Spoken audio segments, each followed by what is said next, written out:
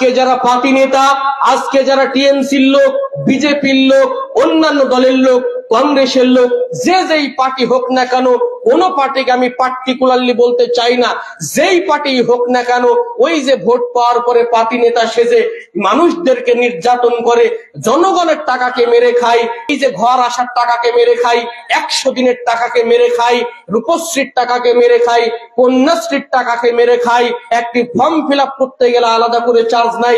এই ব্যক্তিগুলো কবরে যখন যাবে, কবরে তখন তার সাথে কি হবে এবার আমরা চিন্তা করি।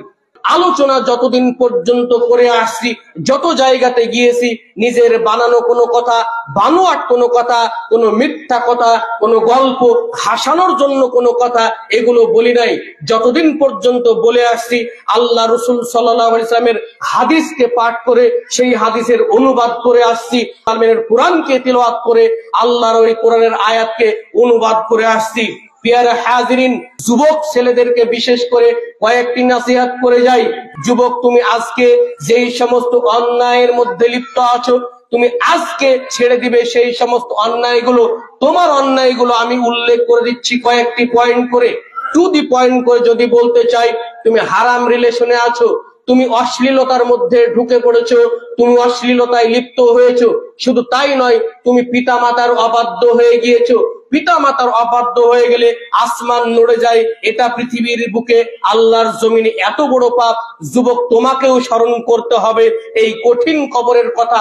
যেহেতু নবী সাল্লাল্লাহু আলাইহি সাল্লাম বলছেন, কবরের যদি কোনো ব্যক্তি পার হয়ে যেতে পারে, কবরে যদি কোনো ব্যক্তি ওই 3টি প্রশ্নের সঠিক উত্তর দিয়ে উত্তীর্ণ হয়ে যেতে পারে, তাহলে ওর বাকি আর কোনো সমস্যা নাই। আর কবরে যদি কোনো ব্যক্তি ফেঁসে যায়, তাহলে ওই ব্যক্তি ফেঁসে গিয়েছে, ওর বাঁচারও আর কোনো পথ নাই।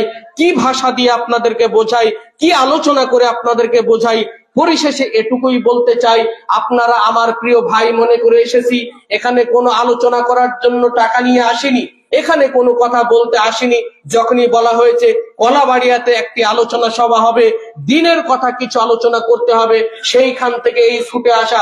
প্রিয় হাজিরিন, আপনাদের প্রত্যেককে আমি ভালোবাসি আর ভালোবেসে আবদার করতে চাই, কবরের কথা স্মরণ করে নিজের জীবনটাকে এখনই পাল্টানোর চেষ্টা করুন। কবরের কথা স্মরণ করে অন্যায় কাজকে আজকেই ছেড়ে দিন, আজকেই তওবা করুন। এই মাজলিসে যদি আমার কথা শুনে অথবা অন্য কোনো বক্তার কথা শুনে আপনার জীবনটা এখানে পরিবর্তন হয়, তাহলে আমাদের এই যে পরিকল্পনা, আমাদের এই যে এখানে আসা, আপনাদের এখানে এসে বসা, সবটাই সার্থক। আমাদের তৌফিক দাও, সকলেই বলি আমিন।